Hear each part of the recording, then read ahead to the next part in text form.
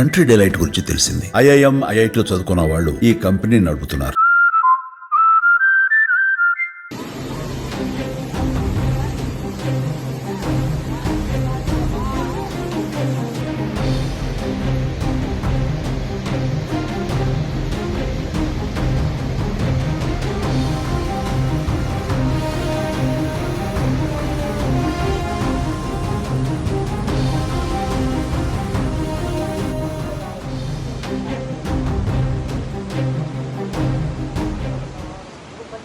ఉత్తరాఖండ్ లో వరదలు విధ్వంసం సృష్టిస్తున్నాయి. శనివారం బార్కోట్ యమునోత్రి రహదారిలోని సిలై బ్యాండ్ లో క్లౌడ్ బర్స్ట్ అయింది. మేఘాలకు చిల్లులు పడ్డాయా అనేంతలా బార్కోట్ యమునోత్రి మార్గంలోని సిలాయ్ బంద్ లో వర్షం దంచి కొట్టింది.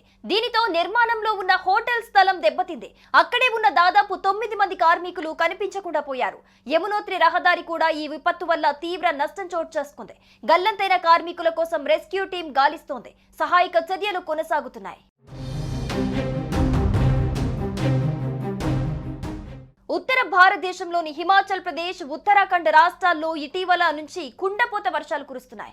ఈ వర్షాల కారణంగా నదులు ఉప్పొంగి పలు ప్రాంతాల్లో ఆకస్మిక వరదలు సంభవించాయి. ముఖ్యంగా పర్వత ప్రాంతాల్లో భూకంపాలు, నేల కొరుకుడు సంఘటనలు కూడా నమోదవుతున్నాయి. ప్రజల ప్రాణాలకు ముప్పు ఏర్పడింది.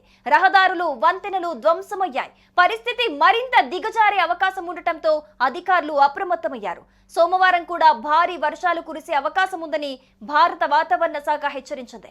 ఉరుములు, మెరుపులతో కూడిన వానలు పడతాయని ప్రజలు జాగ్రత్తగా ఉండాలని సూచించింది. అయితే ఉత్తరాఖండ్ లో గత కొన్ని రోజులుగా భారీ వర్షాలు కురుస్తున్నాయి. దీంతో నందప్రయాగ, బనేరో పాని వద్ద జాతీయ రహదారి ధ్వంసమవటంతో భారీగా వాహనాలు నిలిచిపోయాయి. హిమాచల్ ప్రదేశ్ లో వరదల ధాటికి ఇప్పటికే 17 మంది మరణించినట్టు రాష్ట్ర మంత్రి జగత్ సింగ్ వెల్లడించారు. ఆకస్మిక వరదలు, నేల కూలిన ప్రమాదంలో ప్రజలు ప్రాణాలు కోల్పోయారని తెలిపారు. ఇళ్లకు, రహదారులకు, వ్యవసాయ భూములకు భారీ నష్టం వాటిల్లిందని, ఈ నష్టం వందల కోట్ల మేర ఉంటుందని మంత్రి పేర్కొన్నారు. అధికారులు సహాయక చర్యలు ప్రారంభించినప్పటికీ వర్షపాతం ఎక్కువగా ఉండటంతో రక్షణ చర్యలకు ఆటంకాలు ఎదురవుతున్నాయని వెల్లడించారు. ఈ పరిణామాల నేపథ్యంలో ఉత్తరాఖండ్ ప్రభుత్వం అప్రమత్తమై చార్ధామ్ యాత్రను 24 గంటల పాటు నిలిపేసింది. యాత్రికుల ప్రాణ భద్రత దృష్టిలో ఉంచుకొని ఈ నిర్ణయం తీసుకున్నట్టు ప్రభుత్వం తెలిపింది. అటు హిమాచల్ ప్రదేశ్, ఉత్తరాఖండ్ రాష్ట్రాల్లో రెడ్, ఆరెంజ్ అలర్ట్లు జారీ చేశారు. ప్రజలను అప్రమత్తంగా ఉండాలని, అవసరమైతే మాత్రమే ప్రయాణాలు చేయాలని అధికార యంత్రాంగం విజ్ఞప్తి చేసింది. ప్రస్తుత పరిస్థితుల్లో సహాయక బృందాలు పనిచేయటమే కష్టంగా మారిందని అధికారులు అంటున్నారు. ఇక మరోవైపు వర్షాకాలం కావటంతో గత వారం రోజులుగా పాకిస్తాన్ లోని వివిధ ప్రాంతాల్లో భారీ వర్షాలు కురుస్తున్నాయి. దీంతో పలు ప్రాంతాల్లో వరద పోటెత్తింది. దీంతో 32 మంది ప్రజలు మరణించగా వారిలో 16 మంది చిన్నారులున్నారు. ఈ మేరకు ఖైబర్ పఖ్తూన్ఖ్వా ప్రావిన్స్ లోని విపత్తు నిర్వహణ సంస్థ అధికారులు వివరించారు. గడిచిన 36 గంటల్లో భారీ వరదలు, ఇంటి పైకప్పు, గోడలు కుప్పకూలిన ఘటనల్లో 19 మంది మరణించారని తెలిపారు. ఈ భారీ వర్షాలు, వరదల కారణంగా వేలాది ఇళ్లు దెబ్బతిన్నాయని పేర్కొన్నారు.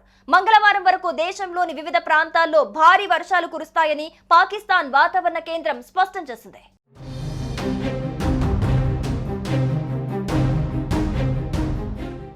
సుమన్ టీవీలో మీ పర్సనల్ అండ్ బిజినెస్ ప్రమోషన్స్ కోసం కింది నెంబర్కి కాంటాక్ట్ చేయండి.